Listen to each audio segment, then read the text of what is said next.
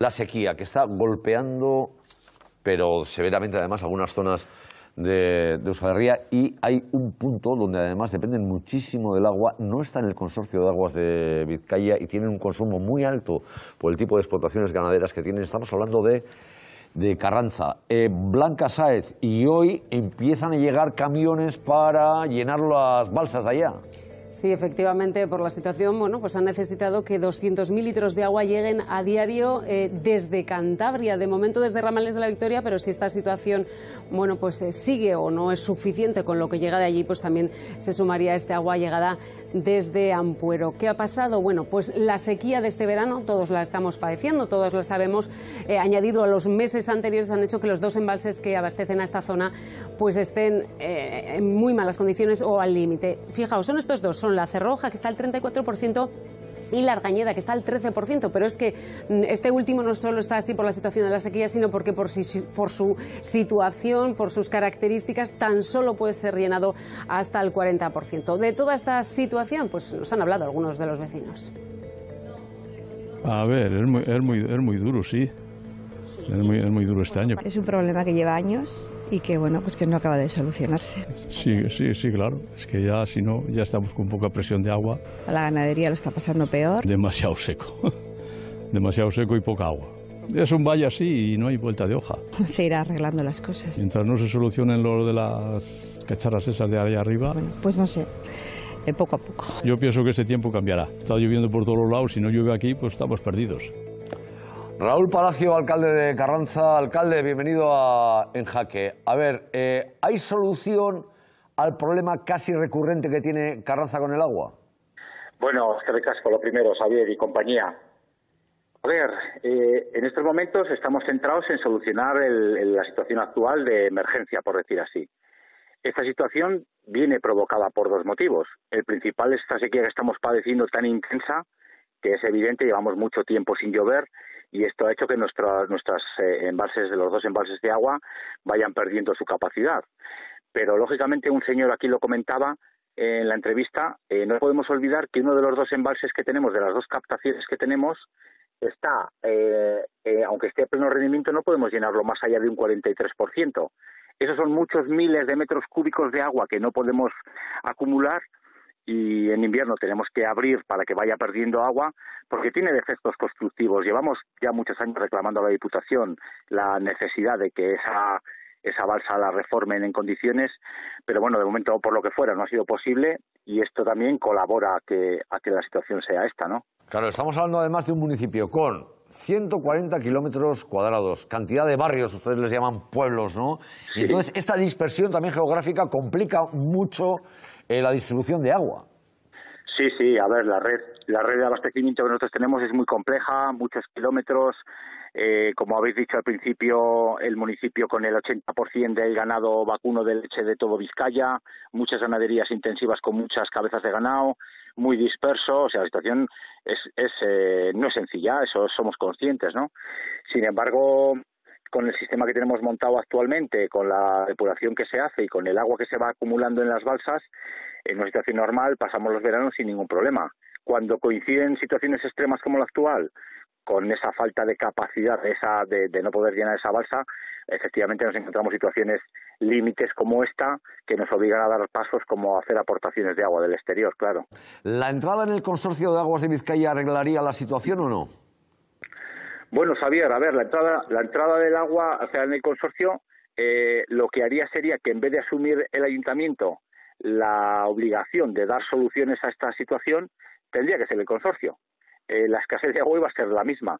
Sin embargo, sí es importante, aunque yo quiero distinguir estos días dos cosas diferentes, que una es la situación actual y otra cosa son las negociaciones y diferencias que hayamos podido tener en el tiempo para entrar o no en el consorcio. Nosotros llevamos más de 11 años negociando con la Diputación y con el consorcio las posibilidades de que este municipio se incorpore. Y tiene sus ventajas, yo eso lo he reconocido siempre, tendría sus ventajas. Para mí, personalmente, serían muchos menos quebraderos de cabeza, ¿verdad? Sin embargo, a día de hoy hay dos cuestiones encima de la mesa que hacen que se nos imposibilita dar ese paso, pero creo que son objetivas. Por un lado, la obligación que tenemos como ayuntamiento de aportar más de 9 millones de euros para dejar la red secundaria tal y como nos exige el consorcio y sus condiciones. Ya tengo un informe de mi interventor que dice que entramos en quiebra directamente, un municipio con 2.700 habitantes. Esa inversión es totalmente inviable. Y por otro lado, la duda que nosotros podíamos tener es el impacto que iba a tener las tarifas del consorcio en el sector ganadero. Ante esa duda, la propia Diputación Foral, no el Ayuntamiento, la propia Diputación Foral encargó con buen criterio un informe muy exhaustivo que analizaba la situación económica del sector y analizaba directamente el impacto que tendría la entrada al consorcio. Y las conclusiones fueron demoledoras, incluso más graves de lo que pensábamos. Viene a decir textualmente que más del 70% de las ganaderías de Carranza, más del 70% tendrían que cerrar. Ante esa situación, como ayuntamiento optamos libremente por decir, mira, no, esas condiciones no podemos aceptar, seguimos gestionando el agua de forma municipal. Claro, es que fíjate, hemos estado hablando hoy con ganaderos de la zona y dicen, no, es que está agostado. Nosotros estamos comprando ya forraje, alfalfa, claro, con lo que supone de extra añadido, porque nos estamos comiendo además lo que en teoría teníamos que guardar para invierno. Para el invierno, eso es. En fin, pues, alcalde, lo primero, que llueva. La primera solución es que llueva, porque es verdad que estamos viviendo un verano extremo. No nos olvidemos, hay algunos problemas estructurales, pero es verdad que estamos en un verano extremo. Alcalde, eskerrik asko. Nada, sube ahí, eskerrik asko. Y tanto que extremo, lo vamos a ver enseguida, Leire Torre. Ojalá que llueva agua en el campo, Xavier, porque lo vamos a repasar a continuación. La reserva de agua en la CAF ha ido bajando en las últimas semanas y se sitúa ya en el 67%. Pese al descenso, nuestras cuencas siguen siendo las menos afectadas de todo el Estado. Más preocupante, eso sí, es, sin embargo, la situación de Navarra, donde sus embalses viven mínimos históricos, con solo un 32%. Vamos a mirar el mapa a continuación. Señal de alerta en el pantano de Illesa. Su presa está a un bajísimo 16,5% de capacidad de almacenaje. Por suerte, el pantano de mayor capacidad de Euskadi, Uribarri-Gamboa, está al 67% y Añarbe, que sirve a la mitad de la población de Guipúzcoa, está al 74%. Y estas faltas de lluvias tienen consecuencias. Claro, en Navarra, donde nos vamos a trasladar ahora, se ha activado la mesa de la sequía por primera vez en 10 años. Apenas quedan pastos y esto dispara los costes de los ganaderos, que tienen que recurrir, pues ya lo habéis comentado, a las reservas que tienen para el invierno, es decir, fardos de hierba seca o pienso, que cada vez, por cierto, está más caro. Los ganaderos creen que con esta sequía las cosechas serán pobres y estas son las predicciones que nos pasan. El maíz forrajero para alimentar el ganado se reducirá la próxima temporada un 44%. Por la falta de lluvias, el cereal un 22% y las praderas y los pastos alrededor del 30%, Xavier.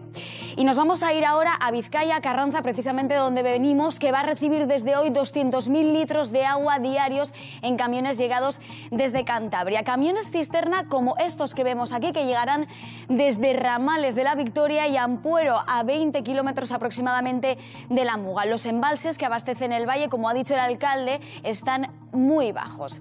Hay que abastecer a una población de 2.700 personas y añadir 12.000 cabezas de ganado. Son el 84% de las vacas productoras de leche de Vizcaya. Es ahí, en Carranza, donde se concentran. Y para que nos hagamos una idea, una vaca de leche bebe en torno a los 100 litros de agua al día. Situación a vigilar, sin duda, si no llueve, y eso que somos los menos derrochadores. Cada vasco consume 104 litros de agua al día frente a los 133 litros de media consumidos en el Estado. Muy lejos, por cierto, de Cantabria. Los vecinos son los que más consumen, 165 litros de agua de media al día. Gracias, Leire. Son datos de un elemento que es indispensable y que estamos echando en falta. Es verdad, insisto, en un verano extremo, pero que se puede ir repitiendo cada vez con más frecuencia y por lo tanto habría que ir pensando en soluciones estructurales. Voy a saludar a Antonio Arechavala, geólogo, investigador. Antonio, hola, ¿qué tal? Bienvenido a Jaque. Hoy no hablamos de volcanes, hablamos de agua, que es todavía más importante, porque además, digo yo, esta situación es extrema, es verdad, pero se va a repetir en el tiempo.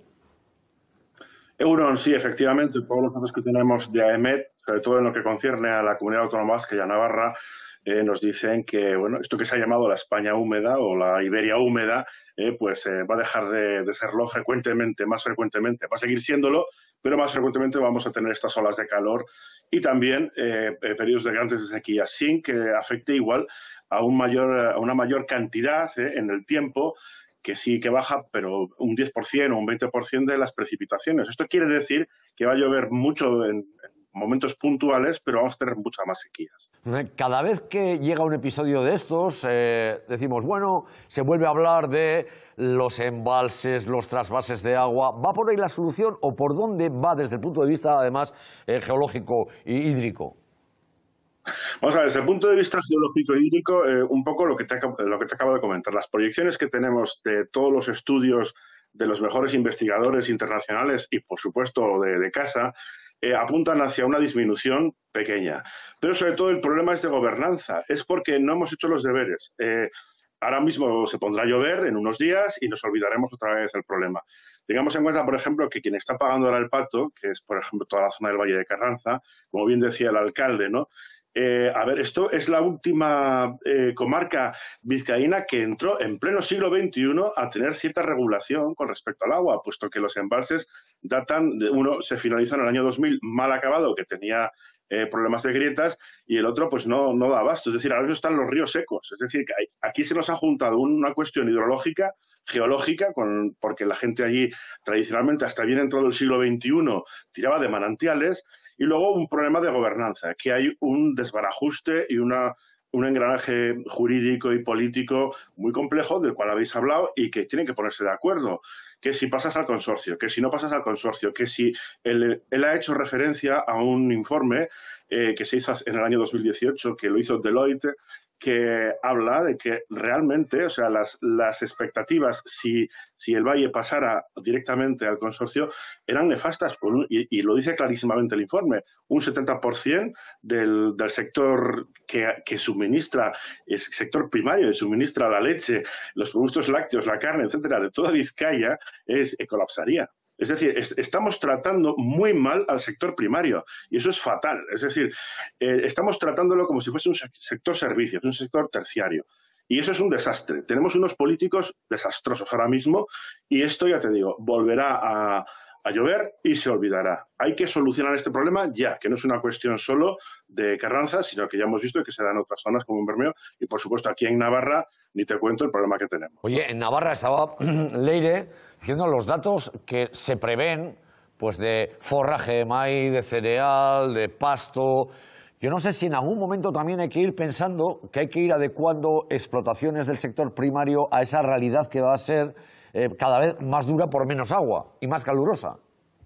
Pues claro, tú lo has dicho, es decir, cómo se adapta cada sector económico a las nuevas circunstancias es necesario.